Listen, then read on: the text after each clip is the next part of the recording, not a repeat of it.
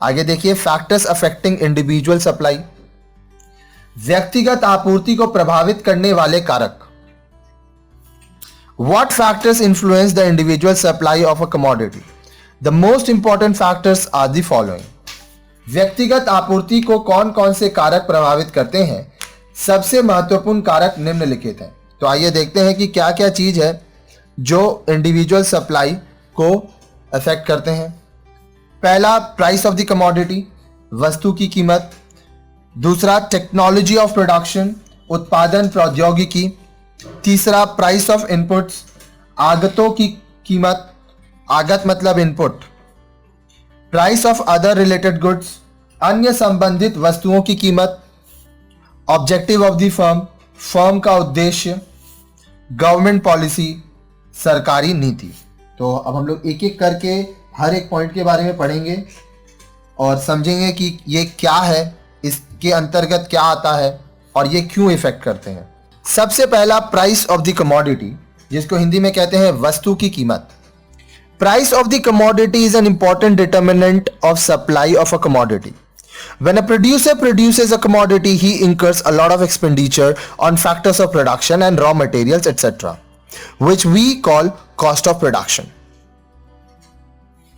He can recover these costs by selling the product at certain price in the market. Since price is also the average revenue, higher the price, higher will be the average revenue, and accordingly higher will be the total revenue. So price is a very important determinant of supply. वस्तु की कीमत किसी वस्तु की आपूर्ति का एक महत्वपूर्ण निर्धारक है। जब कोई उत्पादक किसी वस्तु का उत्पादन करता है तो वह उत्पादन के साधनों, कच्चे माल आदि पर काफी खर्च करता है, जिसे हम उत्पादन की लागत कहते हैं। उत्पादन की लागत मतलब कॉस्ट ऑफ प्रोडक्शन। वह इन लागतों को उत्पाद को निश्चित कीमत पर बाजार में बेचकर पुनः प्राप्त करता है। जितना पैसा वो लगाता है उससे वो सामान बनाता है, वह सामान वो बाजार में बेचता है और अपने पैसे को वो रिकवर कर लेता है। क्योंकि कीमत औसत आगम भी होती है, अधिक कीमत होने पर औसत आगम भी अधिक होगा तथा तदनुसार कुल आगम भी अधिक होगा। अब यहां आगम का मतलब क्या हुआ? बोल रहा है since price is also the average revenue, higher the price, higher will be the average revenue, and accordingly higher will be the total revenue. तो आगम हो गया रेवेन्यू, आपका इनकम। देखिए, दाम ज्यादा होगा तो आपको ज्यादा पैसा मिलेगा, प्रॉफिट ज्यादा होगा, इनकम ज्यादा होगा, टोटल इनकम ज्यादा होगा। इसलिए कीमत वस्तु की आपूर्ति का एक महत्वपूर्ण निर्धारक है। नेक्स्ट, टेक्नोलॉजी ऑफ प्रोडक्शन, जिसको हिंदी में कहते हैं उत्पादन प्रौद्योगिकी। प्रौद्योगिकी का मतलब होता है technology. An improvement in technology of production reduces the cost of production per unit of the commodity, which increases the margin of profit of the firm. This induces the firm to supply more of the commodity with the use of improved technology. On the other hand, if a firm uses old and inferior technology, it increases the cost of production per unit of the commodity and reduces the margin of profit, which leads to decrease in supply of the commodity. उत्पादन प्रौद्योगिकी, उत्पादन की प्रौद्योगिकी में सुधार से वस्तु की प्रति इकाई लागत में कमी आती है, जिससे फर्म के लाभ में वृद्धि होती है। यह फर्म को इस सुधारी हुई प्रौद्योगिकी का प्रयोग कर वस्तु की अधिक आपूर्ति करने के लिए प्रेरित करती है। दूसरी ओर, यदि फर्म पुरानी तथा निम्न कोटि की प्रौद्योगिकी का प्रयोग करती है तो इससे वस्तु की प्रति इकाई लागत में वृद्धि होती है, जिससे लाभ में कमी आती है। फलस्वरूप वस्तु की आपूर्ति कम हो जाती है। कहने का मतलब, देखिए, अगर आप लेटेस्ट टेक्नोलॉजी से प्रोडक्ट बनाएंगे तो ज़्यादा प्रोडक्ट बनेगा, खर्चा कम होगा, सप्लाई ज़्यादा करेंगे।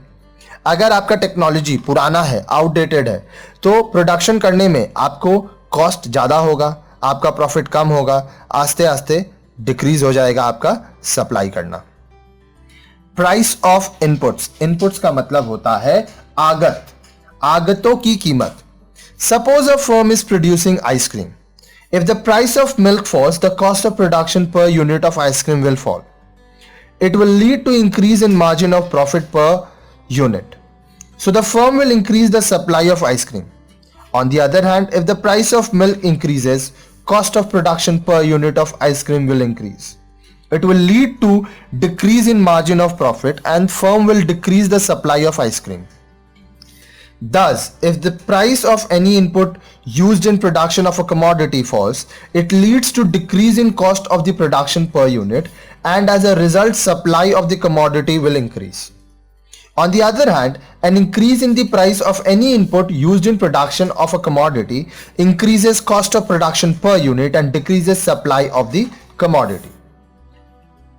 आगतों की कीमत, मान लीजिए एक फर्म आइसक्रीम का उत्पादन कर रही है।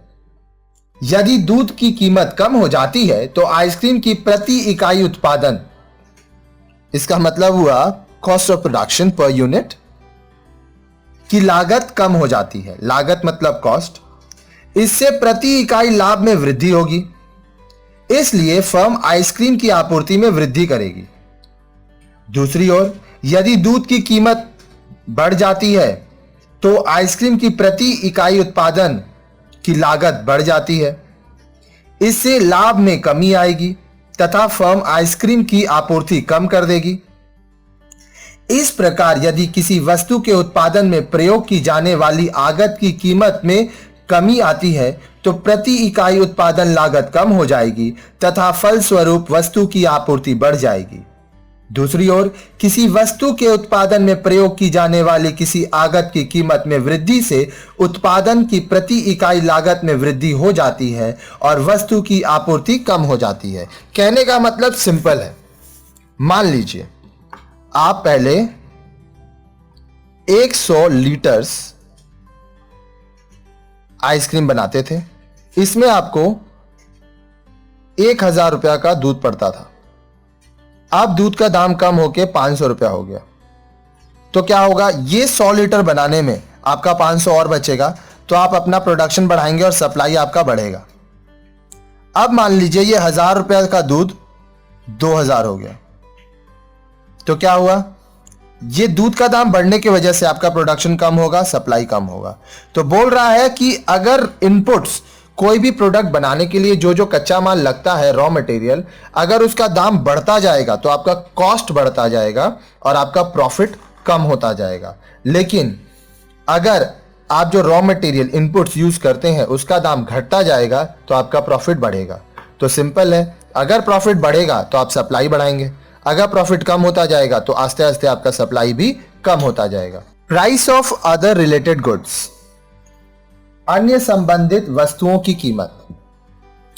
Supply of a commodity is also influenced by the price of other related goods. Let us suppose that a farmer produces 2 goods, wheat and rice, with the help of given resources. If the price of rice increases, it will be more profitable for the farmer to produce more of rice. The farmer will divert his resources from production of wheat to production of rice. As a result, the supply of rice will increase and that of wheat will decrease. On the other hand, a fall in price of rice will result in decrease in the supply of rice and increase in the supply of wheat. अन्य संबंधित वस्तुओं की कीमत। किसी वस्तु की आपूर्ति अन्य संबंधित वस्तुओं की कीमत से भी प्रभावित होती है। मान लीजिए एक कृषक, फार्मर, दिए गए संसाधनों द्वारा 2 वस्तुओं, गेहूं तथा चावल का उत्पादन करता है। यदि चावल की कीमत बढ़ जाती है तो कृषक, फार्मर को चावल का उत्पादन करना अधिक लाभप्रद हो जाएगा। कृषक गेहूं के उत्पादन में से संसाधनों को हटाकर चावल के उत्पादन में लगा देगा। फलस्वरूप चावल की आपूर्ति में वृद्धि हो जाएगी तथा गेहूं की आपूर्ति में कमी आएगी। दूसरी ओर चावल की कीमत में कमी से चावल की आपूर्ति में कमी तथा गेहूं की आपूर्ति में वृद्धि होगी। कहने का मतलब, आप व्हीट भी बना रहे हो, राइस भी बना रहे हो, ठीक है। मान लीजिए आपके पास कुल 100 रुपए है। आप 50 रुपया का व्हीट बना रहे हो, 50 रुपया का राइस बना रहे हो। अब क्या हुआ, मार्केट में प्राइस बढ़ता है राइस का, तो आपको क्या समझ आता है, अगर मैं राइस ज्यादा बनाऊंगा तो ज्यादा प्रॉफिट होगा। तो आप मान लो 70 रुपए का राइस बना रहे हो तो 30 रुपया का व्हीट बनेगा, क्योंकि ये तो सेम है, कांस्टेंट है। अब मान लीजिए आपको यह पता चला कि राइस का प्राइस से मेरा नुकसान हो रहा है, तो मान लो आप 30 रुपया का राइस बनाओगे तो आप 70 रुपया का व्हीट बनाओगे। तो इस तरह से यहां बोल रहा है कि जिस प्रोडक्ट से आपका ज्यादा प्रॉफिट होगा उस प्रोडक्ट को आप ज्यादा बनाओगे, जिससे कम प्रॉफिट होगा उस प्रोडक्ट को आप कम बनाओगे। Now objective of the firm, firm का उद्देश्य। Different firms have different objectives. Some firms have an objective to maximize their profits, whereas some may have an objective of maximizing sales. Some other firms may have an objective to increase their goodwill or prestige, and some may have an objective of increasing employment opportunities. A firm having an objective of increasing sales may supply more of a commodity even at a lower price. Thus, supply of a commodity is influenced by the priority given to the objective by the firm and readiness to sacrifice the one for the other. Firm का उद्देश्य। विभिन्न फर्मों के विभिन्न उद्देश्य होते हैं। उद्देश्य मतलब ऑब्जेक्टिव्स। कुछ फर्मों का उद्देश्य लाभ को अधिकतम करना होता है, जबकि कुछ फर्मों का उद्देश्य बिक्री को अधिकतम करना होता है। कुछ अन्य फर्मों का उद्देश्य अपनी प्रतिष्ठा में वृद्धि करना तथा कुछ का उद्देश्य रोजगार के अवसरों में वृद्धि करना हो सकता है। एक फर्म जिसका उद्देश्य विक्रय में वृद्धि करना है, वह कम कीमत पर भी वस्तु की आपूर्ति अधिक कर सकती है। अतः किसी वस्तु की आपूर्ति फर्म द्वारा किसी उद्देश्य को प्राथमिकता देने तथा एक उद्देश्य को दूसरे उद्देश्य के लिए त्याग करने की तत्परता से प्रभावित होती है। तो यहां पे आप क्या समझ रहे हो कि आपका जो ऑब्जेक्टिव होगा उस ऑब्जेक्टिव के हिसाब से आपका सप्लाई डिपेंड करेगा। Next, government policy. Government policy को हिंदी में सरकारी नीति कहते हैं। Government policy also influence the supply of a commodity. For example, if the government increases the rate of value added tax और sales tax on a commodity, it will increase the cost of production per unit, which will decrease the supply of the commodity. On the other hand, a reduction in the tax on a commodity will decrease cost of production per unit and increase the supply of the commodity. सरकारी नीति भी किसी वस्तु की आपूर्ति को प्रभावित करती है। उदाहरण के लिए, यदि सरकार किसी वस्तु पर मूल्य वृद्धि कर, वैट अथवा बिक्री कर, कर का मतलब यहां पर हो रहा है टैक्स, की दर को बढ़ा देती है, तो इसके उत्पादन की प्रति इकाई लागत, cost of production of per unit में वृद्धि हो जाएगी, जिससे वस्तु की आपूर्ति कम हो जाएगी। क्योंकि आपका कॉस्ट ऑफ प्रोडक्शन बढ़ रहा है, आपका प्रॉफिट कम हो रहा है, इसलिए आप सप्लाई कम करोगे। दूसरी ओर किसी वस्तु पर कर की कमी से प्रति इकाई उत्पादन लागत में कमी होगी तथा इससे वस्तु की आपूर्ति में वृद्धि होगी।